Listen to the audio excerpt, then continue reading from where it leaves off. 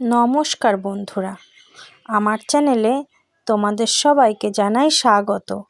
আজ আমি তোমাদের সাথে শেয়ার করব সাজপিঠার পায়েসের রেসিপি। দেখো, এই রেসিপিটা করার জন্য প্রথমেই আমি আতপ চাল 6 থেকে 7 ঘন্টা ভিজিয়ে রেখেছিলাম। এবার আমি আতপ চালটাকে মিক্সির বাটিতে নিয়ে নিয়েছি। এটাকে আমি একদম মিহি পেস্ট করে নেব। অল্প করে জল দিয়ে পরিমাণ মতো আমি পেস্ট করা শুরু করে দিয়েছি। দেখো, একদম এরকম একটা স্মুথ পেস্ট কিন্তু হতে হবে, তা না হলে কিন্তু পিঠাগুলো একদম ভালো হবে না। এবার আমি পিঠার মিশ্রণটা একটা পাত্রে ঢেলে নিলাম আর দিয়ে দিচ্ছি পরিমাণ মতো লবণ।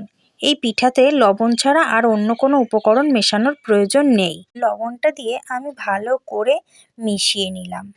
এবার আমি এটাকে এক সাইডে রেখে দেব। আর গ্যাসে একপাশে আমি দুধ ফুটিয়ে নিচ্ছি। যেহেতু আমি পায়েস বানাবো সাজপিঠার, সেই জন্যে আমি দুধটাকে ফুটিয়ে নিয়েছি। এবার আমি এতে দিয়ে দিলাম খেজুরের গুড় মিষ্টির জন্য। দুধটা ভালো করে আমি জাল করে বেশ ঘন করে নেব। এই দুধের মধ্যে আমি দিয়ে দিচ্ছি 2টো তেজপাতা আর দেব 3টে এলাচ থেতো করে নিয়ে দিয়ে দিলাম। আবারও ভালো করে এটাকে ফুটতে দেব বেশ খানিকক্ষণ। এটা ফুটতে থাক। আর পাশে আমি আরেকটা চুলাতে বসিয়ে দিয়েছি পিঠা বানাবো বলে ছাঁচটা গরম করে তেল লাগিয়ে নিলাম। এবার আমি এর মধ্যে এক এক করে ওই যে মিশ্রণটা বানিয়ে রেখেছিলাম সেই মিশ্রণ থেকে চামচে করে নিয়ে দিয়ে দিচ্ছি। ছাঁচগুলো মোটামুটি ভরেই দিতে হবে। এই সময় আমি গ্যাসের আঁচটা মিডিয়ামে রেখেছি। এবার আমার এই যে মিশ্রণটা দেওয়া হয়ে গেল, এবার আমি ঢাকনা চাপা দিয়ে রেখে দেব বেশ 1.5 থেকে 2 মিনিটের মতো। এই সময় কিন্তু আমি আঁচটাকে বাড়িয়ে দিয়েছি, একদম ফুল আঁচে আমি বানিয়েছিলাম। তবেই কিন্তু তোমাদের পিঠা খুব ভালোভাবে ফুলে উঠবে। দেখো কত সুন্দর হয়েছে। এবার আমি একটা ছুরি দিয়ে একটুখানি করে নাড়িয়ে দিলেই দেখবে উঠে গেল পিঠাগুলো। এইবার আমি পাত্রে ঢেলে নিলাম। দেখো, আমি তোমাদের একটা পিঠা দেখাচ্ছি কত সুন্দর হয়েছে আর এত সফট হয়েছিল, খুব সুন্দর দারুণ সফট হয়েছিল পিঠাগুলো। আর ভেতরে একটুও কাঁচা নেই, পুরোটা দারুণভাবে সেদ্ধ হয়েছে। দেখো আর কতটা ফাঁপা রয়েছে ভেতরটা, পুরো দারুণ হয়েছিল পিঠাগুলো। তোমরা একবার এই একদম ঠিকঠাক মেজারমেন্টে করে দেখো, আমার মতো করে দেখবে দারুণ হবে।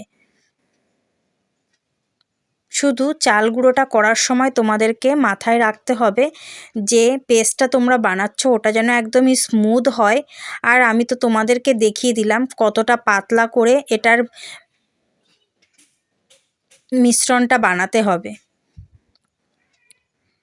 দেখো, আমি একে একে ঠিক একই প্রসেসে সমস্ত পিঠাগুলো ভেজে নিচ্ছি।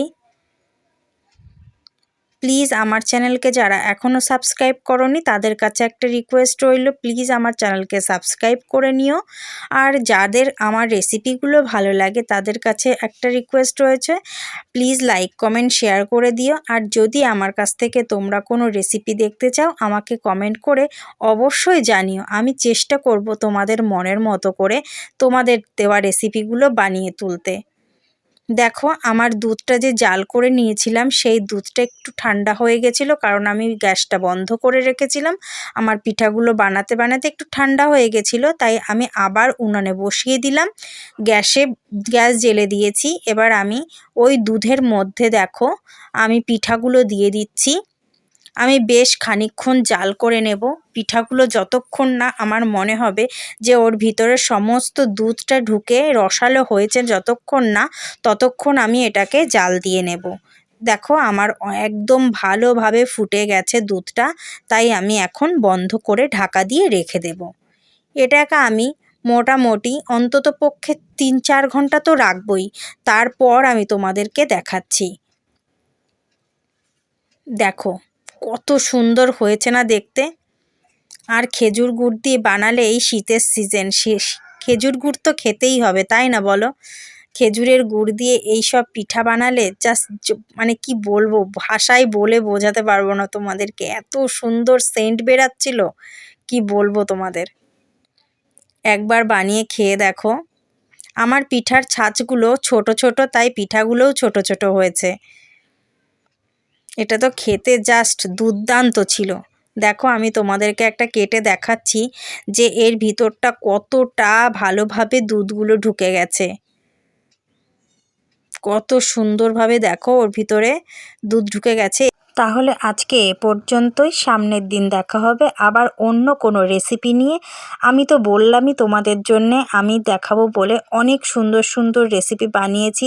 তবে আসি।